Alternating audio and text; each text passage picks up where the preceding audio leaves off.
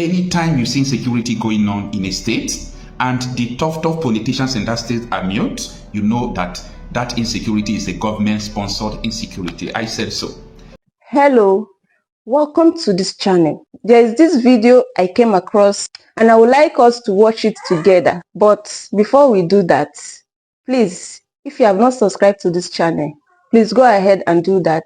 Click on the subscribe button and turn on your notification bell to keep being part of this. Then as you watch, do not forget to react and also drop your comments in the comment section. Good evening everyone, thanks for joining me in this video. Today is Tuesday, the 1st day of July 2025. Happy new month to you all. Today we are going to look into the insecurity situation in Kwara State, and I will be bringing a series of topics to you about this situation going on in Kwara State. Don't forget that I am the first person that announced that in Kwara State, that was 5 months ago, that in Kwara State, that this new terrorist Mahmouda has a mission to set up a government in Kwara State, and the purpose of establishing this government in Kwara State is because they have a mandate that from Kwara State they will conquer Yorubanda. This is their mission statement. Okay, now after that I started having information about what was going on between Kwara State and Benin Republic, their border. And within 48 hours after reporting the terrorist activities moving, between the borders, I saw Shara reporters reported that Benin Republic just closed the border between Kwara State and, and their country, Benin Republic. So after that, a lot of things was going on. We started seeing bombing here and there. I was watching the movement, the tone of politicians around Kwara State. They were all mute. So I said, oh my God. The signature is confirmed. Anytime you see insecurity going on in a state and the tough politicians in that state are mute, you know that that insecurity is a government-sponsored insecurity. I said so. Anytime you see your people keeping quiet when their people are dying, they can't talk, know that there is a power from above who are sponsoring those things. Now, these people, the Mahmouda terrorists, they send them to training. They trained, they did a lot of things, and they settled in Osun State at the time, and DSS arrested them. That was in February 8th. Go and fact check everything I'm saying. And they named them Boko Haram. They were not actually Boko Haram. They were Mahmouda terrorists. Then after that, we didn't hear about those people they arrested. And now as I speak to you, that government I reported in, that was 5 months ago, people say, what are you even talking about, Seth? As I speak to you now, tell me that Mahmouda terrorists are not allocating land to people in Kwara State. Do you know the meaning of government? Tell me that Kwara people have not started paying taxes to Mahmouda terrorists. Tell me. You see, sometimes we bring information to you people, you don't know the value of the information. Now, at the end of this video, I am going to tell you the solution, the only means by which the Kwara people, the Yoruba people will be able to defeat these terrorists. They are defeatable. There is a possibility that Kwara people can get rid of them. So at the end, I'm going to list out the solutions. Now, stay with me. The emir of Kwara is saying something dangerous. Again, accusing the Nigerian army of complicity. But in this one, he is saying that anytime Mahmouda terrorists just arrive to carry out attacks to seize communities, the military will scupper for safety. If the military are running, what do you expect the civilians to do? What is the destiny of civilians if the military are running from the terrorists for safety? Now, Sarah reporters published this today, and the news is everywhere. Even people from Kwara State can confirm it. Now, this is what it reads that exclusive. Nigerian soldiers usually abandon their motorcycles, flee whenever terrorists attack Kwara community. Emir, we warned you people, but you refuse to hear us because we are nothing. Okay, we are nothing now. We not get level. All right, but we know where we get our information. We know the risk we take sometimes to get information from these terrorists. We know what and how to enter. All these terrorists, if they are in America, they will not survive 2 days. All these terrorists, if they are in South Africa, they will not survive 2 days. If they're in Egypt, they will not survive 2 days. If they're in Nigeria, they will not survive 2 days. Why am I saying this? Is it because these countries are good? No. Because these terrorists are not hiding to operate. If I call someone now, if I call a politician now, DSS will come and pick me, right? Yes, they will come and pick me within 48 hours. But these terrorists are using Telegram. They use Telegram, they use WhatsApp. Sometimes we saw what they are talking about. We used to see it. Tell me, why is it that DSS have not been able to capture these people? If not for the sole reason of complicity. No, it's a big question.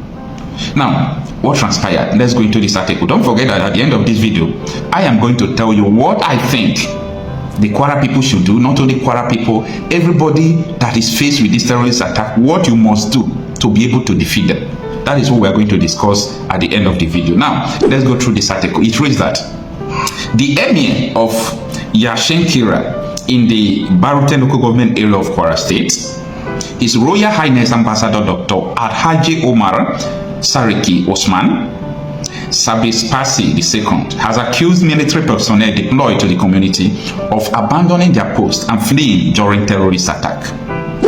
Speaking during the exclusive interview with Terr reporters on Monday afternoon, the monarch expressed deep frustration over the inability of the Nigerian military to confront the terrorists who have repeatedly invaded his domain. Out of the article, let's talk. Why is it that these terrorists has invaded this community so many times? The sole question is, must the military run away anytime these terrorists are coming?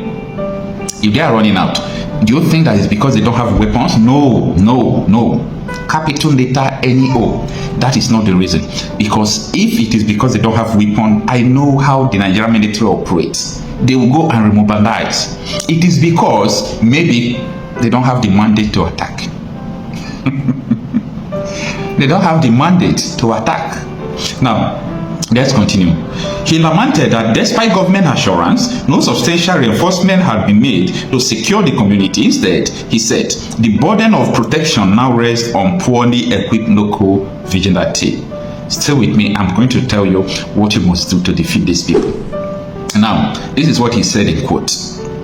We are yet to see the deployment of more security forces as promised by the government. They have visited the areas and they have gone back to their own camps. We are now relying on our local vigilante. My vigilante from the district, they are everywhere securing the community. Of course, if the terrorists launch a fresh attack now, we cannot rely on ourselves. The few military that are here are not solid enough to confront them, the emir said. According to him, the soldiers stationed in the area are inexperienced and ill-equipped, often resorting to retreatment whenever gunmen strike. I disagree with the emir. The emir is saying that the military they deploy there are not experienced, that they are always retreating, that they are running away whenever the gunmen strike. I refuse with the emir. With all due respect, that is not true. These people, I would say, they don't have the mandate to fight. What kind of military run away from the terrorists? What do they want the people from the community to do? Now, the emir is saying that they are relying on their local vigilante, but the military are running. Vigilante using pump passion and shoot and run. Will be able to confront them and fight them. But the military will take AK-47 are running. You see, because they are not experienced. That is not true. Now, this is what the emir said in quote. In fact, they have been with us for long, but in the most cases, they cannot do much because they are not properly equipped. If you see them, you will see that they are young boys that are just from the training. They cannot go into any serious fighting. That is the reason they always drop their motorcycle and run away whenever the terrorists launch an attack, he added. The emir's revelation paints a blank picture of the escalating insecurity in northern Kwara, where rural communities have come under frequent attack by the armed terrorists who kill, adopt, and loot with impunity. Terr reporters had in April reported the emergence of the Mahmuda terror group in parts of the north-central Nigeria, where they have been wreaking havoc on rural communities across Kwara and Niger states. The group operates around the expensive Kanji Lake National Park, a vast ungoverned terrain shared by Kwara, Niger, and parts of Kebbi State. Communities affected in Kwara include Kemanji, Tenobi, Babite, Nuku, and Nuhu in Kayama local government area, and several villages within the Yashenkira district of Barutin local government area. In Niger State, Babana and Wawa district in Borgunduku government area were also overtaken by the terrorist group. So the article continues, but let me stop the article here. But let's talk about what is the solution to these attacks. How will these communities be able to get rid of these terrorists? Number one, ask the military to leave. Don't take what I'm saying for granted. Number one, ask the military to leave. Any military you see where terrorists are always attacking, you said they are running away, they are doing this. How are you sure that those military are not informers, telling them everything before they run? A military man running away from your duty. What stops you from resigning if you are not working with the terrorists? Number one thing, ask the military to leave. The second thing I'm going to say, you see, equip your vigilante with all your resources. I repeat, equip your vigilantes with all your resources. I listened to one terrorist who told us that if there is no vigilante in Nigeria, Nigeria will have become a thing of the past. I don't understand the language until I came to realize that these people are not afraid of the military, not because the military don't have power. Why? Because they have captured the military, both their intelligence, their staffs, as in they don't fear them because of the relationship. They do have meeting with the military, they do rapport with them, they do fraternize with them. So they are not afraid of these people, because if the military are coming to attack, the terrorists will be able to put call across, and they can tell the military to retreat, not to attack them again. They have gotten up to that level. Yeah, they have gotten up to that level. So you must be able to fight alone. If you fight with the military, that fight is going to be corrupted if you don't trust them, like what the emir is saying. So I encourage the emir, if you really want to sell your lands to buy weapons, equip the vigilante, they will wipe them away. But once you start involving all these police, military men, and all those things, before you know, your community will become a forgotten one. They will wipe you people, will change your name, change everything, and you can't do nothing. The government will not come to your rescue. Anyway, it is what it is. I believe that Nigeria is not sustainable, that division of Nigeria will be the only solution to all this predicament, because in division of Nigeria, every region, every territory will now have to have their own security. Imagine Edo State like a country of their own, equipping their people with all sorts of assorted rifles, protecting their community. Who born these terrorists to invade Edo State? Imagine if Southeast has their own country. There could be any other thing going on in the country, but you invading their country, we are talking about security. But you see, Nigeria makes it possible for people to lose their lives. Abuja is against people, and the presidency is against so many people. If they could do this, no criminal will invade your community again, because they will know that they don't have spies again. They will understand that the people are in charge. The reason why people are dying, people are not secure, is because the people are not in charge. This is what I have to say about this. Thank you for watching this video. Please leave your contribution in the comment section, and also do well to subscribe. I'll see you in my next video.